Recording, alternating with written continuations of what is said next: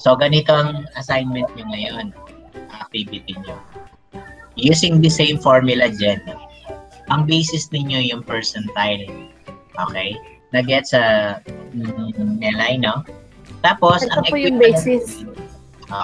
Ang equivalent grade is A hanggang B. Yan ang gagamitin nyo. Okay. Opo, may remarks na table po. Diba, may remarks kayo dyan. Instead na bakante yung sa kabila mo, lagyan mo ng equivalent grade din dyan. Equivalent. Yan. So, dito sa final grade, lalabas 1.5. Sa'yo, anong lalabas pag letter? Anong formula nun, sir?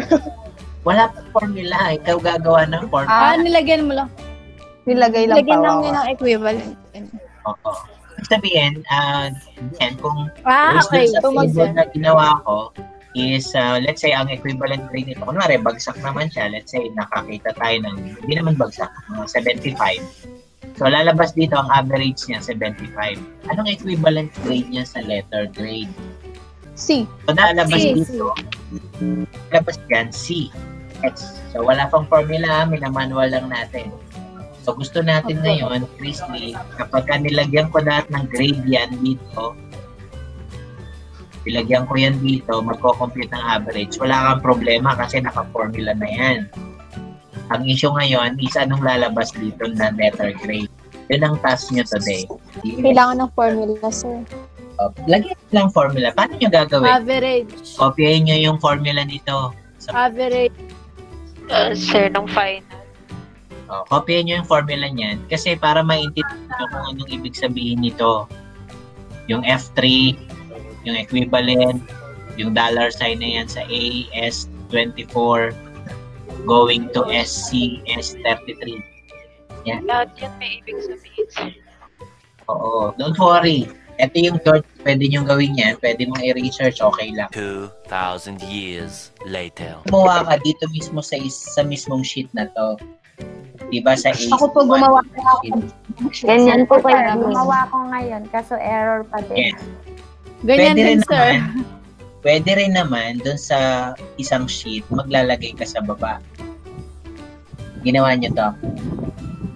Dalawa yung option. Error pa din. Ano po yan? I-highlight yata yung buong. Ayan. Oo. Pero ako minanual. Ang average niya is 80. So, basically, magfo-fall siya dito sa 79 to 89.49. Tama, no? Yan. So, dito siya magfo-fall. So, letter B siya. Ito ibig sabihin nun, letter B. So, ganito lang siya, pagka gumamit ka. Kasi if you will notice yung technique dito, meron siyang if F3 is equivalent to ganito, tama, no? We can do away with the formula para hindi kayo masyadong malito. Kasi for purposes of discussing VLOOKUP, yung basic technique niya, is ganito lang muna. Punta tayo dito. So, ganito yung function ng VLOOKUP, no? So, let us assume, no? From scratch tayo. Yan, tiro ko na para maintindihan niyo siya, no? So, ito yung range na gusto kong ma-cover. Ito yung array, no? Ayan. Pagka di mo makuha, array talaga lalabas dyan, no? Ayan. Dito tayo. Ayan. So, mag-VLOOKUP tayo. Dali, lagyan natin equals, no? Equals. B. VLOOKUP.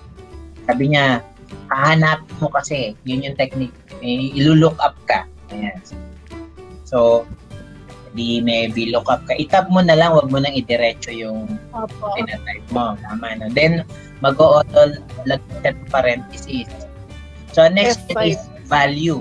Ano ba yung value yung hinahanap mo? Ito, yung F8. Ay, F5. F5 na to, no? F5. Opo. So, yan, tama. I-click mo yung lookup mo, no? Ito. Yan. Ito yung hinahanap kong value. Opo. Tapos, di ba ang purpose mo, gusto mo makuha yung equivalent niya, yung DCBA. So, yung equivalent niya, lagyan mo ngayon ng comma yan, ni equivalent. So, hinihingi niya yung array ngayon. So, yung array, highlight mo yung highlight mo yung array niya, no? Wait, tama ka. Mali lang yung input ko. Kaya, nagre-reference. Highlight natin. Yan. Yan. Para huwag ka mag-error, i-lock mo yung array. Paano mag-lock? Kama F4 mo. F4. Tas cam. F4 mo lang para malak yun. Opo. Napansin nyo, naglagay siya ng mga dollar sign. Pwede pala yun. Ako, Oo, nakalak isa-isang siya dollar ngayon. eh. Pinatype mo pa yung dollar, di ba, no? Tama yun. Ganyan din ako na nagsisimula. Tama yun, nakakapagod yun. Sobrang So, pagod, ang sir. technique, para malak siya, F4. pindutin mo yung F4. Hindi yung kakalimutan yan, ha? Yan yung pinanood ko, sir, Okay, pero okay. hindi nag-ano eh. Okay. Kasi sir, pag ayaw daw Dollar. po ng F4, sabi, i-type na lang daw po yung dollar sign. Depende sa gamit mo. Baka laptop ang gamit mo. Mag-function ka, Fn. N plus F4. Okay? So, kama na natin. Lagyan natin kama. Tama, no? Tapos, Kung 3, Anong hindi niya? Itong column na to, 0 to 89, that is One. your first column. po. Hindi yan ang hinihingi. Tama? Ang hinihingi niya yung equivalent. Third, opo. That third column. Gets Gets na. mo ba? Pero error pa rin. So, 3. Sa akin gumana siya. Tama, 3. Opo. And close mo na yung parentheses.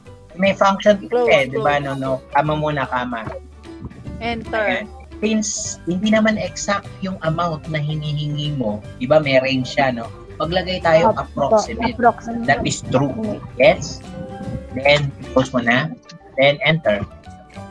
Ah, Pag pinapi-paste mo yan sa baba, since nakalock yan, yan mo. Yan. okay. Okay. Try natin. Try nyo naman kayo. Opo. Subukan nyo ulit. Okay. Hey guys, don't forget to hit the like and subscribe button.